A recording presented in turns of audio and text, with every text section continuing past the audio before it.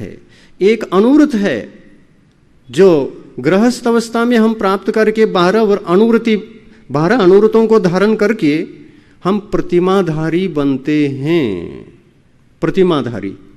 और प्रतिमा, दूसरी प्रतिमा में कितने अनुव्रत आते हैं? 12। 5 अनुव्रत, 3 गुणव्रत और 4 शिक्षाव्रत।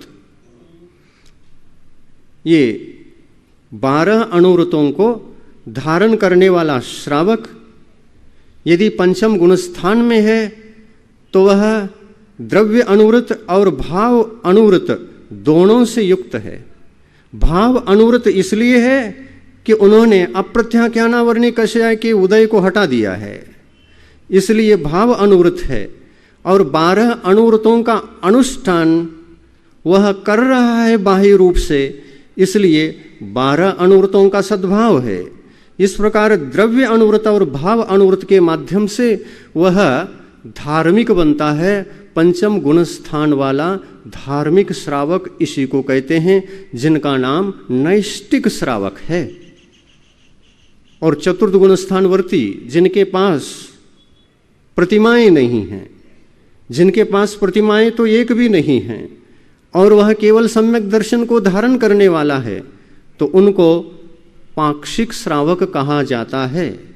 यह पाक्षिक श्रावक और वह नैष्टिक श्रावक।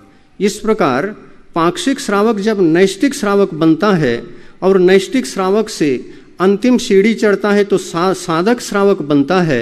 यह साधक श्रावक अपने समाधि मरण को प्राप्त करने के लिए वो छटपटाता है। अनुव्रतों को तो हमने पूरा शक्ति लगा करके, सामर्थ्य लगा करके हमने पालन किया, जिंदगी में पूरा हमने अनुव्रतों का अनुभव किया, पालन किया, निर्दोष पालन किया, लेकिन अंतिम कलश रखना है। मंदिर तो बन गया, लेकिन मंदिर के ऊपर कलश रखने का काम शेष रहा। प्रतिमाओं को लेने का मतलब होता है मंदिर निर्माण हो गया और उस मंदिर के ऊपर कलश, ये सल्लेखना व्रत कहलाता है। ये सल्लेखना व्रत उसी को होता है जिसके जीवन में मंदिर बन गया है, प्रतिमाधारी बन चुका है, प्रतिमाधारी बन चुका है, मंदिर बन गया है। अब क्या करना है? अंतिम समय आ गया तो हमको कलश रखना है। किस मंदिर पर? प्रतिमा रूपी मंदिर पर सल्लेखना रूपी कलश रखना है। और कौन सा मरण प्राप्त करना है? बाल पंडित मरण प्राप्त करना है।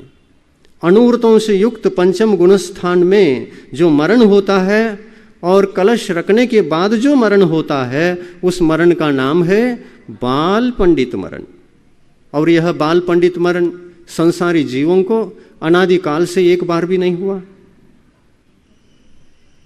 सम्यक दर्शन भी प्राप्त मुश्किल से हुआ है नहीं हुआ है, हो पता नहीं।